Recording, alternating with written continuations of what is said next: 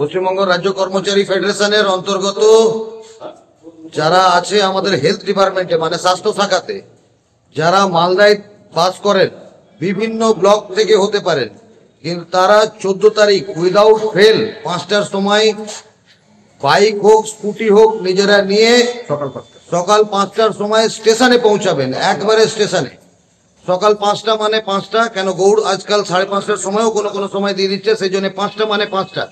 এইটা যাতে without fail প্রত্যেকটা ব্লকের যারা মালদাতে থাকেন, অনেক লোকই মালদাতে থাকেন, অনেকেই থাকেন, আমরা জানি অনেকেই থাকেন, প্রত্যেকটা ব্লকের সভাপতি ব্যায়াম সবাইকে অনুরোধ করছি আমি স্বাস্থ্য শাখার অন্তর্গত যারা আছেন তারা যারা মালদাতে থাকেন বা যারা আসতে পারবেন, মালদাতেও না থাকেন যারা আসতে পারবেন তারা অবশ্যই কিন্তু 5টার সময়, আর কালকে সব যোগাযোগ করবেন আমার সাথে, সুদীপ্ত দার সাথে যোগাযোগ করবেন, তনুজ বাবুর সাথে, বাসকিদার সাথে, আমাদের সুদাম এর সাথে করবেন, শুভেন্দুর সাথে আপনারা যোগাযোগ অবশ্যই করবেন, কিন্তু অবশ্যই আসতে হবে 5টার সময়। এদিন বারবার আসে না, 14 তারিখ আমাদের পরীক্ষার দিন।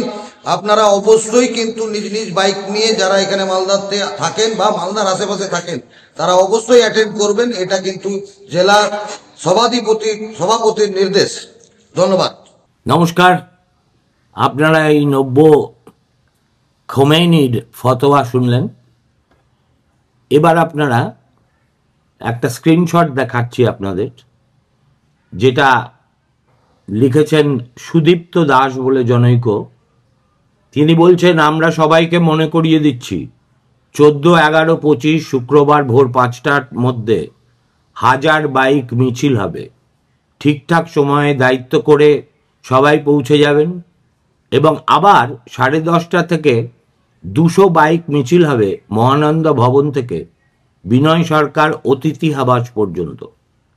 সবাইকে আসতে হবে, কোনো অজুহাত শোনা হবে না। ঘরে বসে ফেডারেশন করা যাবে না। আমরা সারা বছর আপনাদের সম্মান রক্ষা, অভাব অভিযোগ শুনব, আর আপনারা সকালে ঠান্ডা, দুপুরে অফিস ইত্যাদি কোনো অজুহাত শোনা হবে না। আসতে সবাইকে হবে। বাংলা টাংলাও শেখেনি তো, কিন্তু মাতব্বর হয়ে গেছে। সে যাই হোক, যার গর্জন শুনলেন ভিডিওতে তিনি হলেন মালদা শহরের পাঁড়েজি। মালদা সরকারি ব্লাড ব্যাংকে সামান্য চাকরি করেন। তাহলে এমন ঔদ্ধত্য তিনি কোন সাহসে দেখান? কিভাবেই বা এমন হিটলারি ফতোয়া জারি করেন? সরকারি কর্মচারীরা কার চাকরি করেন? পাঁড়িজির হেঁসেলে তো নয়। তাহলে তাঁর আদেশ মেনে মালদা জেলার সরকারি কর্মচারীরা শীতের পরোয়া না করে আগামীকাল ভোর 5টায় মোটর সাইকেল, স্কুটার অথবা স্কুটি যার কাছে যা আছে সেটাই চেপে আসবেন কেন? অত ভোরে 1000 মোটর সাইকেল নিয়ে যদি মিছিল হয় তাহলে শহরের গেরস্থ বাড়িগুলোতে তার কি প্রভাব পড়বে একবার ভেবে দেখেছেন? পাঁড়েজি এত হম্বিতম্বি করছেন কেন? আসল কারণটা হলো তিনি রাজ্য সরকারি কর্মচারী ফেডারেশনের মালদা শাখার একজন পদাধিকারী, আর সেটাই তার এমন অর্বাচীন আস্ফালনের উৎস। এই তথাকথিত ফেডারেশন তৃণমূল জমানার সন্তান, অতএব মহারানীর দাসানুদাস। অতএব তিনি গর্জন করবেন না তো কি আমি আপনি করব? মহারানীর জমানায় এটাই দস্তুর। তৃণমূলের অযৌথ সংগঠনের যে কোনো একটি পদ পেয়ে যাওয়া মানেই মুখ্য লাভ। তারপর নিজের নামে একটা প্যাড ছাপাও, আর নিজের সংগঠনের লোকেদের প্রয়োজন হলে এইরকম তালিবানি ফতোয়া জারি করো। আস্পর্ধাও তো একটা সীমা ছাড়িয়ে গেলে কিরকম একটা লাগে না? কিন্তু এখন এইসব নিয়ে প্রশ্ন করার কোনো মানেই হয় না। আমার প্রশ্ন হলো, কোন মহাপুরুষ কালকে সকালে আসছেন গৌড় এক্সপ্রেসে চড়ে মালদাতে? কোন মহাপ্রভু তিনি? এদের সঙ্গে কথাবার্তা বললে এরা প্রশ্নটা সরাসরি এড়িয়ে যান। কিন্তু যেহেতু আমার কাছে আরও একটি এদেরই স্ক্রিনশট আছে হোয়াটসঅ্যাপ ডিসকাশনের, সেখান থেকে আমি জানতে পেরেছি মহাপ্রভুর নাম প্রতাপ নায়েক। এখন শুনতে পাই এই সরকারি কর্মচারী ফেডারেশন ব্র্যাকেটে দিদিমণি এর তিনি স্বঘোষিত আহ্বায়ক, এবং কে কোথায় পোস্টিং পাবে কে পাবে না সব কিছু তার নির্দেশেই নিয়ন্ত্রিত হয়। মুখ্যমন্ত্রীর সচিবালয় একজন বটগাছের মতো অফিসার আছেন, যার শেকড় বাকড় গজিয়ে ওই নবান্নই অস্তিত্বই বিপন্ন করে তুলবে যে কোনো দিন। তিনি হচ্ছেন এই প্রতাপের, যাকে বলে প্রতিপালক। এখন এর উত্থানের কাহিনীটা না এতটাই রোমহর্ষক যে আপনারা শুনলে এই বাজারেও কিছুটা বিস্মিত হলেও হতে পারেন। প্রথম কথা, প্রতাপ নায়েক বাঙালি নন, তিনি একজন ওড়িয়া। তিনি লেখাপড়া করেছেন স্কুলে ক্লাস 10, ক্লাস 12 সব ওড়িশাতে। বাঙালির দৈন্য আজকে কোথায় এসে পৌঁছেছে দেখুন, যে সরকারি কর্মচারীদের একটা কর্তাভজা ফেডারেশন, তার আহ্বায়ক হিসেবে একজন ওড়িয়াকে জায়গা দিতে হয়েছে। কেন কোনো বাঙালি ছিল না? কোনো বঙ্গ সন্তান ওই মহার্ঘ পদে বসার যোগ্য নয়? আমি বিশেষ করে আমার অনুজ প্রতিম গর্গ চট্টোপাধ্যায়ের দৃষ্টি আকর্ষণ করব। গর্গ তো সকাল বিকেল বিপ্লব করে বেড়াচ্ছে। গর্গকে বলবো, দয়া করে এই লোকটার নারী নক্ষত্র খুঁজে বের করো, এবং কেন বাঙালিদের বঞ্চিত করে একজন ওড়িয়া আমাদের রাজ্য সরকারি ফেডারেশনের মাথায় বসে থাকবে এবং ছড়ি ঘোরাবে, সেই জন্য কৈফিয়ত তলব করো। প্রয়োজনে তার বাড়ি খুঁজে তার সামনে ডেমনস্ট্রেশন করো। কেন বলছি এ কথা? আচ্ছা, ওড়িশাতে সরকারি কর্মচারীদের কোনো সংগঠনের মাথায় কোনো বঙ্গ সন্তানকে বসানো হবে? যদি হতো তাহলে আমি মেনে নিতাম যে দেবে আর নেবে, মিলাবে মিলিবে, যাবে না ফিরে এই ভারতের মহামানবের সাগর তীরে। কিন্তু তা তো হবে না। তাহলে আমরাই কেন একতরফাভাবে এত উদারতা, এত বদান্যতা ইত্যাদি দেখিয়ে চলব? যদি হিন্দিভাষীদের উপর এই বাংলা পক্ষের এত রাগ হয়, তাহলে ওড়িয়া ভাষীদের উপর হবে না কেন? আর এই যে পরিযায়ী শ্রমিকদের সবচেয়ে বেশি নির্যাতন তো ওড়িশাতেই হয়েছে। এরপরেও একজন ওড়িয়াকে মাথায় বসিয়ে যে সংগঠন জয়ধ্বনি দেয়, তাদের সম্পর্কে সন্দেহ, বিরক্তি এবং ঘৃণা ছাড়া আর কিছুই জাগে না। সে যাই হোক, এর উত্থানের কাহিনীটা হচ্ছে রোমহর্ষক। সেটা এইরকম, কর্মসংস্থানের সন্ধানে এই প্রতাপ একদা কলকাতায় এসেছিল। প্রথমে সে তার বাপের একটা পানবিড়ির দোকান ছিল। দোকানটা স্ট্র্যাটেজিক্যালি খুব ইম্পর্টেন্ট জায়গায়। সেটা হলো কালীঘাট মোড়ে কোনো একটা বিখ্যাত লোকের নামে একটা হার্ডওয়্যার স্টোর্স আছে, ঠিক তার বিপরীতে দোকান। সেই দোকানে কাজ করতে করতে এবং তার মা ওই বাড়ির হেসেলে ঢুকে পড়েন পরিচারিকা হিসেবে।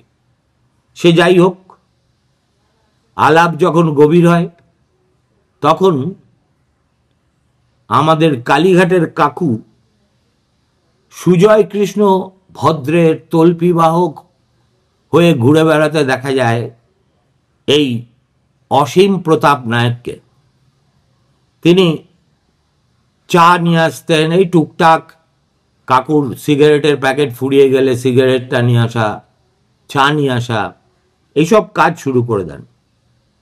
এবং যেহেতু তিনি সবচেয়েতে এই রাজ্যের সবচেয়েতে ইম্পর্টেন্ট পরিবারের ভিতরে প্রবেশ করেছেন মাকে ধরে, অতএব ধীরে ধীরে ধীরে ধীরে ধীরে ধীরে সুপারিশ যায় মমতা বন্দ্যোপাধ্যায়ের কাছে। কি সুপারিশ? না, একে কোথাও একটা অ্যাটেন্ডেন্ট পদে চুক্তিভিত্তিক সরকারি চাকরিতে নিযুক্ত করে দিন। আর মমতা বন্দ্যোপাধ্যায় ন্যাচারালি এইসব প্রস্তাব পেলে সাধারণত গলে যান। প্রথমে কিছুদিন এই প্রতাপ চাকরি করে খাদ্য ভবনে, পরে নবান্নের গ্রাউন্ড ফ্লোরে মুখ্যমন্ত্রীর অফিসে।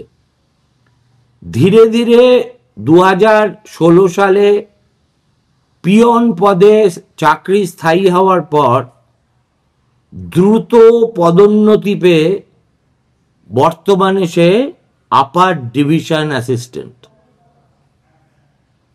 কল্পনা করুন, এদের চাকরি স্থায়ী হতে বিন্দুমাত্র কাল বিলম্ব হয় না তৃণমূল জমানায়।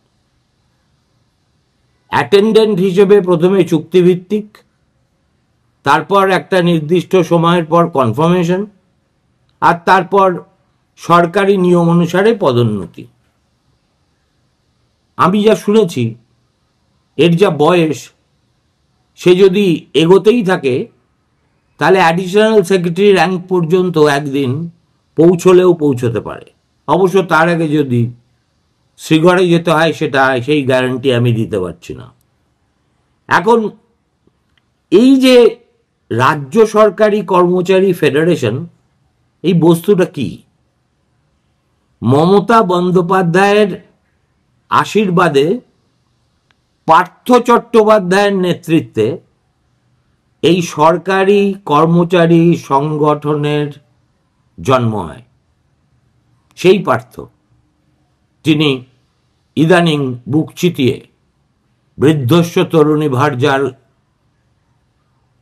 কথা সগর্বে বলছেন, এবং সুযোগ বুঝে এই প্রতাপ ওড়িয়া তো মরিব মরিব কৌশলও করিয়া মরিব, সে ঠিক শুরুত করে ফেডারেশনের ভিতরে ঢুকে যায়।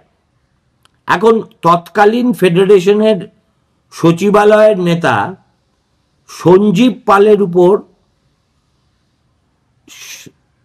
শাসকের স্নেহচ্ছায়া সরতেই প্রতাপ ওই সঞ্জীব পালের জায়গায় সিএমও অফিসে নিযুক্ত হয়ে যায়।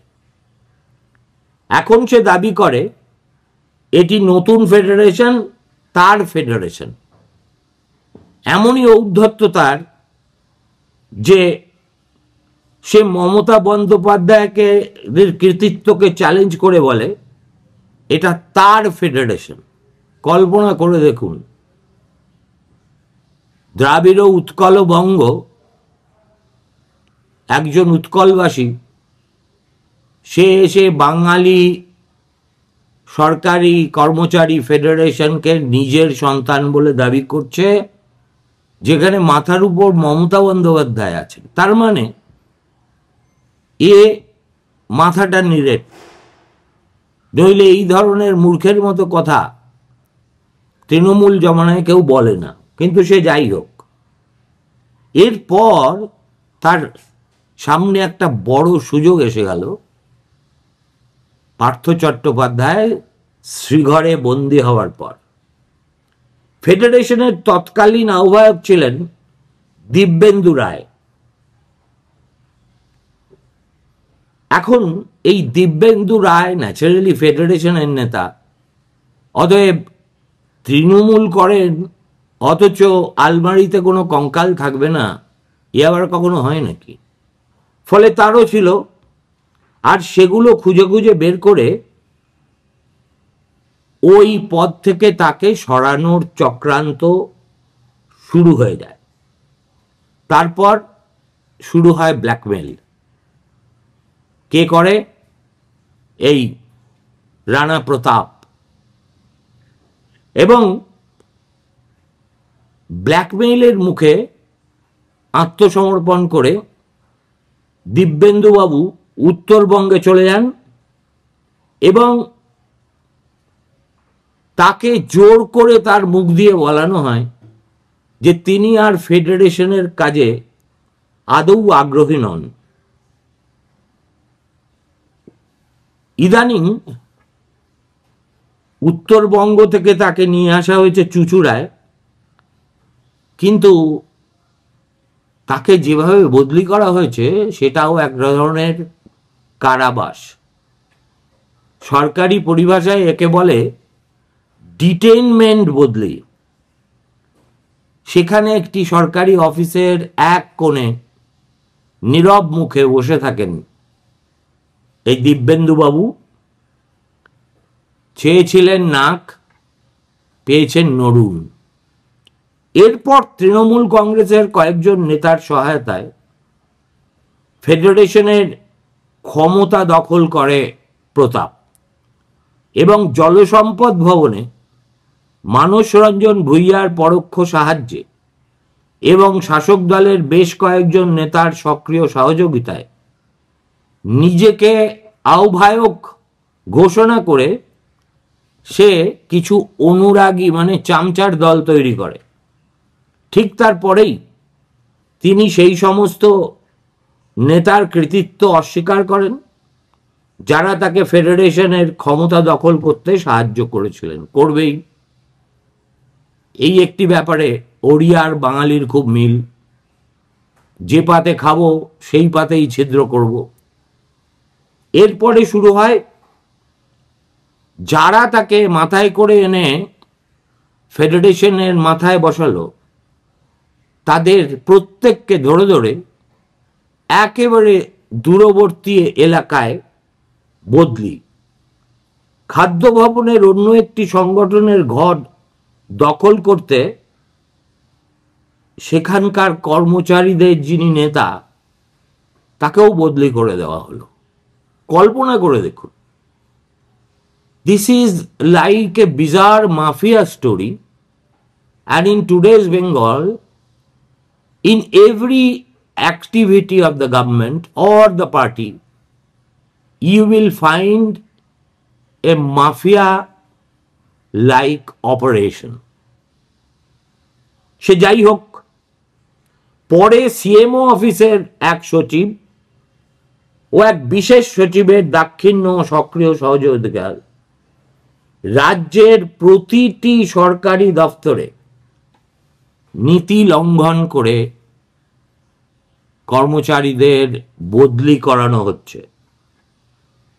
তার এমনই দাপট যে সরকারি আধিকারিকরা ভয়ে সন্ত্রস্ত হয়ে থাকেন। অভিযোগ উঠেছে তিনি যে সুইফট গাড়িতে কুদঘাট থেকে অফিসে যাতায়াত করেন তার তেল খরচ বহন করে আলিপুর নাজিরখানা, স্বাস্থ্য দপ্তর, মৎস্য দপ্তর, খাদ্য সরবরাহ দপ্তর, পঞ্চায়েত, প্রাণী সম্পদ বিকাশ, শিক্ষা দপ্তর, অর্থ দপ্তরে তার বেয়াদপি এবং নোংরামি সহ্যের সীমা ছাড়ালো বলে। এখন যেটা খবর পাচ্ছি যে এই মুহূর্তে প্রতাপ নায়কের সঙ্গে ফেডারেশনের স্টিয়ারিং কমিটির 5 জন সদস্যের মতানৈক্য নাকি তুঙ্গে উঠেছে। বেলগাছিয়ার সেন্ট্রাল ডেয়ারি অফিসে প্রতাপ বিরোধী লবির মাঝে মাঝে চা চক্রের আসর বসছে। উত্তর 24 পরগনা জেলা ফেডারেশনের বেশ কিছু কর্মচারী নেতার সেখানে আনাগোনা চোখে পড়ছে, ধোঁয়া দেখা যাচ্ছে, অর্থাৎ আগুন হয়তো আছে, কিন্তু এখনো পর্যন্ত সেইভাবে দাউ দাউ করে জ্বলে উঠছে না। স্বয়ং মানস রঞ্জন ভূঁইয়াও শুনতে পাই আসলে এর উপর খুব বিরক্ত। 2024 সালের ডিসেম্বরের মধ্যে ফেডারেশনের যে রাজ্য সম্মেলন করার কথা ছিল, দল তার অনুমোদন দেয়নি। প্রতাপ নায়কের পিছনে যে ভিড়, সে ভিড় আসলে ভক্তদের ভিড় নয়, ত্রস্তদের ভিড়। এই প্রতাপ নায়ক আগামীকাল, আজকে রাতেই চড়বেন নিশ্চয়ই, গৌড় এক্সপ্রেস চড়ে সামান্য কিছুক্ষণের জন্য গৌড়াধিপতির মতো মালদা শহরে দাপাদাপি করবেন। সেই জন্যেই তার আগমন উপলক্ষেই হুলিয়া জারি করা হয়েছে যে তিনি যখন ট্রেন থেকে নামবেন, সরকারি কর্মচারীরা তাকে স্বাগত জানাতে যেন বাইক র্যালি করেন এবং সেই র্যালিতে কম করে 1000 বাইক থাকে। ফাঁস হয়ে গেছে মালদা জেলা ফেডারেশনের একটি হোয়াটসঅ্যাপ গ্রুপের স্ক্রিনশট। এখন প্রশ্ন হলো, বেশ কিছুদিন আগে পশ্চিমবঙ্গের মুখ্য সচিব ডক্টর মনোজ পান্থ একটি বিজ্ঞপ্তি জারি করেছিলেন। তাতে তিনি বলেছেন পরিষ্কারভাবে লিখিত আকারে, তার প্রতিলিপি আপনারা এখন দেখতে পাচ্ছেন, যে সরকারি কর্মদিবসে কোনোভাবেই কোনো মিটিং, মিছিল ইত্যাদি করা যাবে না এবং কাজে ফাঁকি দেওয়াও যাবে না। আগামীকাল তো কোনো সরকারি ছুটির দিন নয়। তাহলে রাজ্যের মুখ্য সচিবের দেওয়া সার্কুলারকে বৃদ্ধাঙ্গুষ্ঠ দেখিয়ে এই প্রতাপ নায়েক একটা কাজের দিনে কিভাবে এই মিটিং মিছিলের আয়োজন করে? তার মানে আসলে যেটা হচ্ছে তাকে বলে মাৎসন্যায়। আর এই মাৎসন্যায় পর্বে আপনারা দেখবেন ইতিহাসের পাতায় বহু দৃষ্টান্ত আছে। কয়েকটা নন্দীভৃঙ্গি টাইপের লোক বিরাট ক্ষমতাশালী হয়ে ওঠে। 12 হাত কাকুরের 13 হাত বিচি বলে মনে হয়। এই প্রতাপ নায়কও আসলে সেই রকম একটা কাঁকুর। এখন অনেকটা রিজিন, যেটা ক্যাস্টর অয়েল এর বিন থেকে বেরোয়, ঠিক সেই রকমভাবেই, সেই রকমই বিষাক্ত একটি পদার্থ যারা খেয়েছে তারা তো এখন লটর পটর করছে, কেউ ডুয়ার্সের জঙ্গলে, কেউ আবার পুরুলিয়ায়, কেউ জঙ্গলমহলে। আর যারা খায়নি তারা রয়েছে মান্থলি বন্দোবস্তে। আপনারা শুনলে অবাক হয়ে যাবেন, এই মুহূর্তে সরকারি কর্মচারীরা তাদের পিঠ বাঁচাতে ফেডারেশনের নেতাদের একটা মান্থলি তোলা দেন। তার বিনিময়ে তারা কি পান? যে যেখানে আছেন সেখানে থাকার নিরাপত্তা এবং হুটহাট অন্যত্র কোথাও বদলি না হয়। এইভাবে প্রতি মাসে এই ফেডারেশন যে টাকা তোলে তার পরিমাণটাও বিশাল একটা অঙ্ক। প্রতাপ নায়েক সেই টাকা একা খায় তার বলা যাবে না। যদিও 65 লক্ষ টাকা খরচ করে সে দক্ষিণ কলকাতায় একটা ফ্ল্যাটও কিনে ফেলেছে। আসলে দেখবেন all roads in Bengal finally lead to Rome. বাংলার রোম মানে আজকের কালীঘাট। নমস্কার, ভালো থাকবে।